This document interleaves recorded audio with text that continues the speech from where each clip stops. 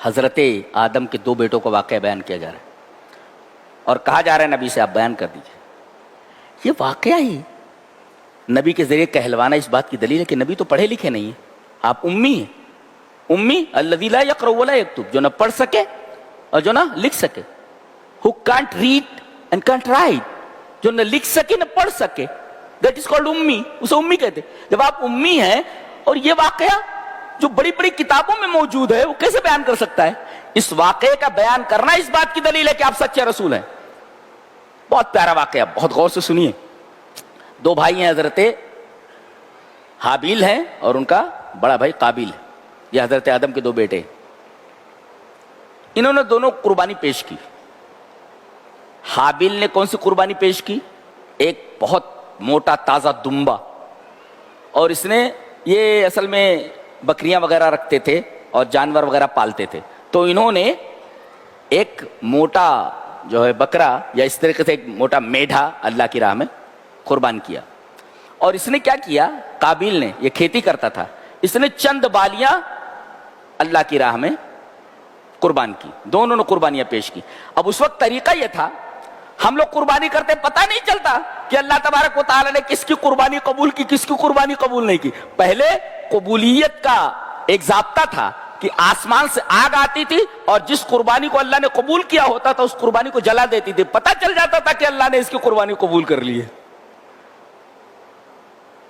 یہ اللہ کا بہت بڑا احسان ہے کہ اب آگ نہیں اترتی ہے, ورنہ یہ جو بڑے بڑے بکرے لا رہے 10 15 ریاکاری کے لیے, ایک بکرے کو بھی آگ آ کر کے نہیں جلاتی تھی اور سب کھل جاتے تھے کہ کون کس پانی میں ہے.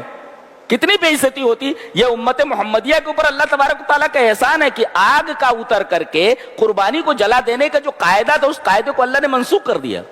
اب یہ معاملہ سب کا سب اللہ کے اوپر ہے کہ کس کی قربانی قبول ہوئی, کس کی قربانی قبول نہیں ہوئی, یہ اللہ کے اوپر ہے. پہلے آگ آتی تھی جلا دیتی, اب آگ نے آ کر کے دمبے کو جلا دیا. اب یہ بہت غصے میں آ گیا, حالانکہ جو غصے میں نہیں آنا چاہیے تھا. کیوں؟ اس لیے کہ اس کی نیت میں خود فطور تھا. چند بالیاں لا کر کے اللہ کی راہ میں قربان کر دیے اس نے, اور انہوں نے حضرت حابیل نے بہترین دمبا لا کر کے اللہ کی راہ میں قربان کیا. پتہ یہ چلا کہ اللہ کی راہ میں اگر قربان کرنا ہو تو مال محبوب قربان کرو.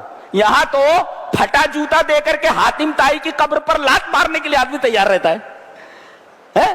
پھٹا جوتا دے دیا غریب کو, معلوم ہوا کہ اس نے حاتم طائی کی قبر پر لات مار دی ہے. تو اذ قرب قربانا فتقبل من احدهما ولم يتقبل من الاخر, ایک کی قربانی قبول ہے, ایک کی قربانی قبول نہیں ہوئی. کیوں بھائی؟ انما يتقبل الله من المتقین. اللہ آگے فرمایا گیا کہ کس کی قربانی قبول ہوتی ہے, بولے تقوی ہونا چاہیے. تو حابیل کے دل میں تقوی تھا, اس نے اپنا مال محبوب اللہ کی راہ میں قربان کیا, اللہ تبارک تعالیٰ نے اس کو قبول کیا. اس کے دل میں تقوی نہیں تھا, غصے میں آ گیا, اتنا غصے میں آیا بھائی کو قتل کرنے پر آمادہ ہو گیا. کہا کہ میں تیرے کو قتل کر دوں گا, لاقتلنک.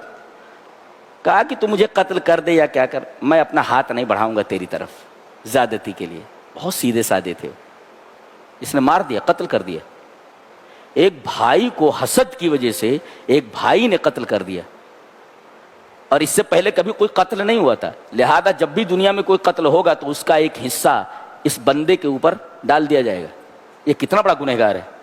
لہذا کوئی خراب سنت, کوئی خراب طریقہ ایجاد کرنے کی ہمت مت کرنا, جرات مت کرنا, اس لیے کہ اس کے اوپر اگر چڑھ پڑے لوگ تو پورا کا پورا گناہ تمہارے اوپر آنے والا ہے, اس کا ایک حصہ تمہارے اوپر آ جائے گا. اب مر گیا, یہ مر گیا.